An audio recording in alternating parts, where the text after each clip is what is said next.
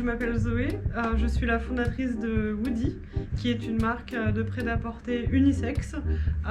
On travaille sur des textiles intemporels. Bon, c'est un mot un peu bateau, mais on cherche vraiment à faire des pièces assez uniques. On va travailler sur de l'upcycling. On va par exemple acheter des dessus de lit ou des vieux rideaux et les transformer en vêtements, en pantalons, en vestes. On voit que faire juste de l'homme ou de la femme, ça fonctionne pas, parce que les hommes achètent des choses dans la femme et la femme achète chez l'homme. Par exemple, toutes les vestes, elles sont pas cintrées, elles sont assez larges. On espère faire le plus tôt possible, c'est qu'on annonce sur les réseaux sociaux ou proposer en boutique les textiles juste avant qu'on les envoie à l'atelier. De cette manière, les gens peuvent choisir la forme qu'ils veulent. Par exemple, ils adorent cette forme, mais ils n'ont pas leur taille ou ils n'aiment pas le tissu. Bah là, on aura une cotonnade vintage qui pourra aller à cette forme. On a commencé la précommande avec les t-shirts. Et ça avait super bien marché et on voit que les gens achètent du XS au XL, donc les tailles c'est important, mais nous, chez Woody, on évite de stocker. On veut absolument pas faire des tailles qui vont se retrouver en boutique et que personne ne va acheter.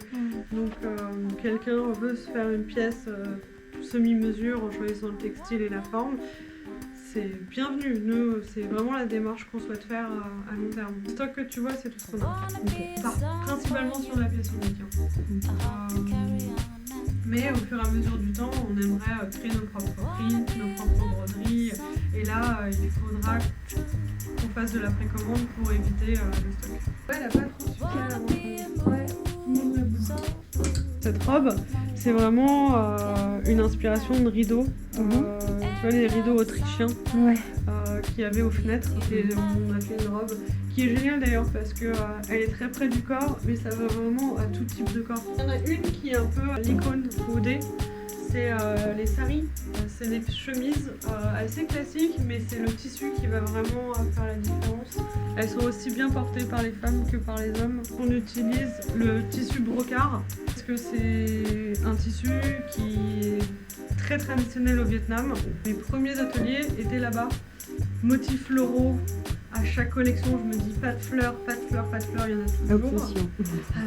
C'est en dehors de ma volonté. Je suis une fille née dans le 92, le cheminement de l'enfant perdu. Pendant longtemps, je voulais quelque chose de passionnel dans ma vie et j'étais très jalouse de gens qui faisaient de la musique par exemple ou qui avaient un passe-temps qui les drivait en dehors de l'école. Et j'ai passé beaucoup de temps à essayer de trouver ma voie. C'est de leur Hanser, c'est joli. Ah, peut-être le Liliana en noir.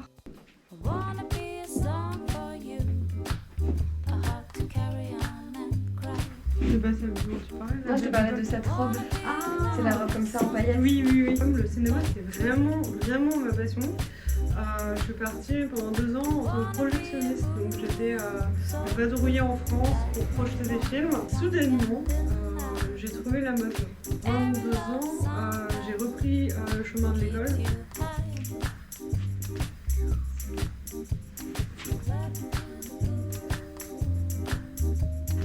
Donc là, la tapisserie, c'est aussi quelque chose d'assez redondante dans les collections.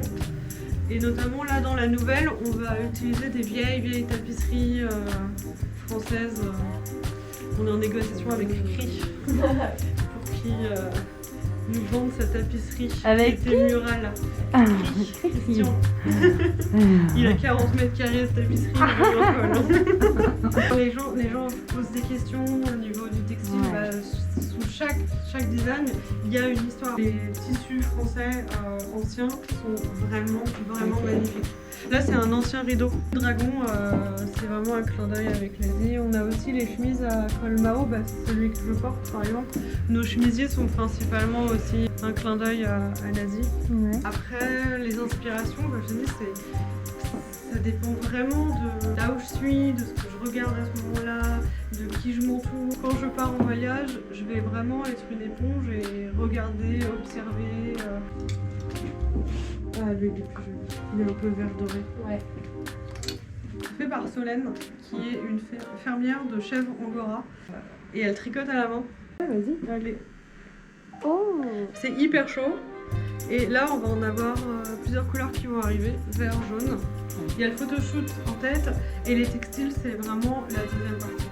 Après, il y a les obsessions. Je sais pas si ça te parle, mais je pensais quelque chose. Quelle obsession alors? Ça peut être tout, ça peut être un textile, ça peut être un motif, ça peut être une couleur, ça peut être un film, ça peut être une expo, ça peut être un livre que j'ai lu, un livre de photos. Et juste une petite partie de cet objet ou de ce film va devenir une obsession et autour de ça, créer une histoire.